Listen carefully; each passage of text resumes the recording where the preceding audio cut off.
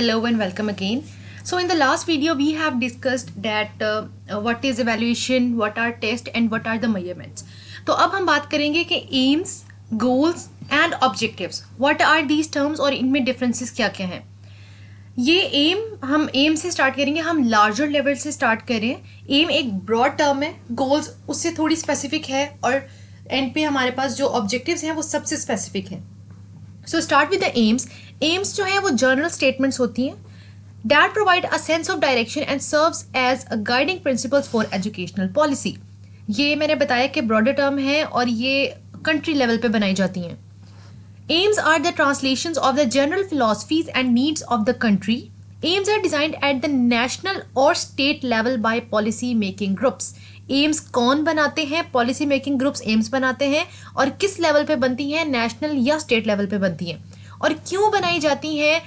Country की needs को जहन में रखते हुए. Aims can be based on the constitution of the country. This is a very important point कि एम किस पे बेस करता है? It based on the constitution of the country. हम एम की टर्म कैसे यूज करते हैं? मैंने बताया कि this is a broad statement about the intent of education.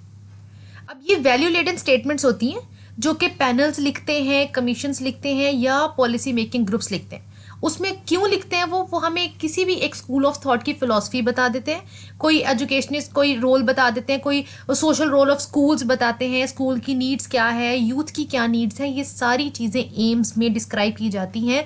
और क्यों ये सारी चीज़ें बताई जाती हैं? क्योंकि एम्स जो हैं वो नीड्स ऑफ द कंट्री पे बेस करती हैं. Short, they are broad guides for translating the needs of society into educational policy. तो एम्स हमें पता लग गया कि ये ब्रॉडर टर्म्स हैं और ये कंट्री की नीड्स को जहन में रखते हुए बनाई जाती हैं. और कौन बनाता है इनको? पैनल्स, कमीशंस और पॉलिसी मेकर्स बनाते हैं. Educational theorist distinguish 3 types of AIIMS. अब एम्स की 3 टाइप्स हैं. एक गवर्नमेंट्स एम, एक एजुकेशनल एडमिनिस्ट्रेटर्स एम और एक टीचर्स एम. अब ये फिर ब्रॉडर से लोअर टर्म की तरफ जा रही है. जो गवर्नमेंट्स एम है वो क्या है? वो स्टेट लेवल पे जो एम्स होंगे वो हैं. एजुकेशनल एडमिनिस्ट्रेटर्स एम क्या होंगे? जो एजुकेशनल कंटेंट को इंटेंट करने के लिए बनाए जाएंगे वो एजुकेशनल एडमिनिस्ट्रेटर्स एम्स होंगे. और जो लो लेवल से मेरा मुराद है कि एजुकेशनल एडमिनिस्ट्रेटर से जो निचला लेवल है, टीचर्स एम के टीचर के क्या एम होंगे अपने स्टूडेंट्स को उसने किस तरह से लेके चलना है, that will be teacher aim. First type one termed ends, इसको हम एंड कहते हैं. द सेकंड गोल्स, सेकंड को हम गोल कहते हैं. And the third one objective, objective बोलते हैं. ठीक है. Next we have examples of aims. To prepare students for democratic citizenship. हम स्टूडेंट्स को तैयार करते हैं डेमोक्रेटिक सिटीजनशिप के लिए. To develop a moral character and personal discipline. Students की स्पिरिचुअल और एथिकल वैल्यूज को स्ट्रेंथन करने के लिए, उनको बताने के लिए कि उनकी क्या राइट्स एंड ड्यूटीज हैं as a citizen of your country. और फिर उनकी क्रिएटिव और क्रिटिकल थिंकिंग को इनकरेज करने के लिए एम्स बनाए जाते हैं. अब एम्स क्लियर हो गए. अब आते हैं गोल्स. गोल्स एम से थोड़े से स्पेसिफिक होते हैं लेकिन ऑब्जेक्टिव से कम स्पेसिफिक होते हैं. Goals are the statements of educational intention which are more specific than aims but less specific than objectives. ये कहा था विल्सन ने. और goals are broad generalize statements about what is to be learned. यानी कि goals हमें ये बताते हैं कि हमने करना क्या है, what we have to do, हमने पढ़ना क्या है. Sorry. Next we have that it derived from aims. Broader level पे हमने एम्स बना ली. अब उसकी भी आगे से फर्दर क्लासिफिकेशन हम करेंगे तो गोल्स आ जाएंगे हमारे पास. अब ये ज़्यादा स्पेसिफिक होंगे क्योंकि हमने एक लार्ज चीज़ में से एक छोटी सी चीज़ निकाली है तो that will be specific. It's obvious and it refers to the particular school और school system and to a specific subject area of the curriculum. Goals translate aims into statements that will describe what schools are expected to accomplish. अब जब policy makers या एक commission या एक panel ने M बना दी है, गोल क्या करेंगे? गोल्स का ये रूल है, गोल्स का ये पर्पस है कि वो गोल्स जो है वो एम्स को एक स्टेटमेंट में ऐसे ट्रांसलेट करेंगे कि जो निचले इदारे हैं यानी स्कूल्स, इंस्टीट्यूशंस हैं, उनको पता लगे कि उन्होंने किस तरह से काम करना है और क्या काम करना है. Goals are more specific and definite than aims, but they are still non-behavioral and therefore non-observable and non-measurable. Goals को ना तो हम observe कर सकते हैं ना ही हम measurable कर सकते हैं.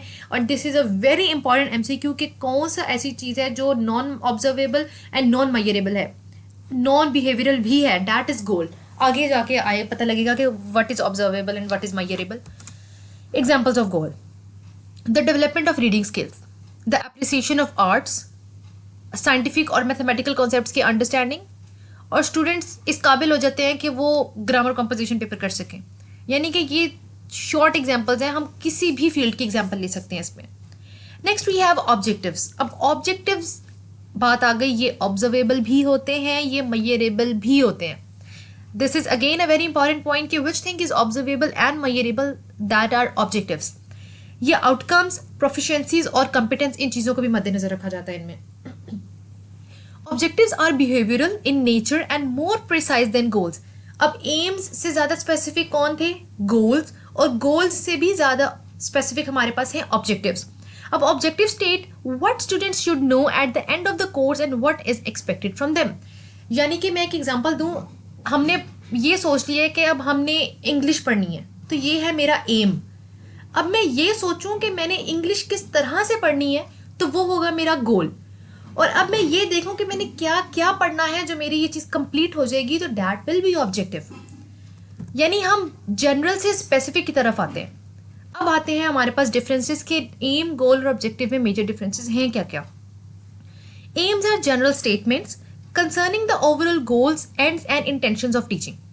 जबकि ऑब्जेक्टिव्स जो है वो इंडिविजुअल स्टेजेस के होते हैं, that learners must achieve on the way in order to reach these goals. General objectives school wide statements of what learners are expected to have become, यानी कि उनमें क्या चेंजेस आई हैं उनके बिहेवियर्स में जो कि हमने लर्नर्स से एक्सपेक्ट की थी, आर एक्सप्रेस्ड, वो हमें पता लग जाती है ऑब्जेक्टिव्स में, क्योंकि ऑब्जेक्टिव्स बिहेवियरल है। लेकिन specific objective is a further breakdown of what changes are expected from learners by the end of the course of instruction. ठीक है, अब यहाँ पे डिफरेंस है कि जनरल ऑब्जेक्टिव क्या होता है और स्पेसिफिक ऑब्जेक्टिव क्या होता है। जनरल में हम उसके सिंपल बिहेवियर चेंजेस देखते हैं कि हमने उनसे क्या एक्सपेक्ट किया था, लेकिन स्पेसिफिक ऑब्जेक्टिव में हम स्पेसिफिक हो जाते हैं कि हम देखते हैं कि क्या स्टूडेंट से एंड, बिल्कुल हम जो हमने कोर्स एंड कर लिया, तो एंड पे जो हमने एक्सपेक्ट किया था लर्नर से, क्या वो चेंजेस आए हैं। तो ये डिफरेंस है जनरल और स्पेसिफिक ऑब्जेक्टिव में। Next we have differences between general and specific objectives. Goals are generally broad. Goal जो है वो एक ब्रॉडर टर्म है, जबकि ऑब्जेक्टिव जो है वो थोड़ी नैरो टर्म है। क्यों? क्योंकि गोल्स में हम इतना स्पेसिफिक नहीं होते, लेकिन ऑब्जेक्टिव्स में होते हैं। गोल्स आर जनरली इंटेंशनल, ये इंटेंशनल्स होते हैं, जबकि ऑब्जेक्टिव्स प्रिसाइज होते हैं। गोल्स इंटेंजिबल होते हैं, ऑब्जेक्टिव्स टेंजिबल होते हैं। गोल्स एब्स्ट्रैक्ट होते हैं, जबकि ऑब्जेक्टिव्स हमारे पास कंक्रीट होते हैं, क्योंकि हम इसमें प्रिसाइज होते हैं। Next we have learning outcomes. Learning outcomes यही है कि बेसिकली स्टूडेंट्स ने जो लर्न किया है वो हमें पता लग जाए कि क्या उनके रिजल्ट्स आए हैं, क्या उनके आउटकम्स हैं।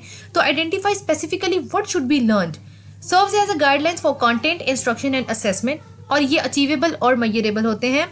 दूसरी बात ये कि ये टीचिंग से ज़्यादा लर्निंग पे फोकस होता है लर्निंग आउटकम्स में, क्योंकि रिजल्ट देना होता है, और स्टूडेंट्स के जो या लर्नर्स की जो एक्सपेक्टेशंस हैं वो शेयर की जाती है। So we will continue after it in the next video. So that was all about the, you can say, goals, aims and objectives, and thank you very much.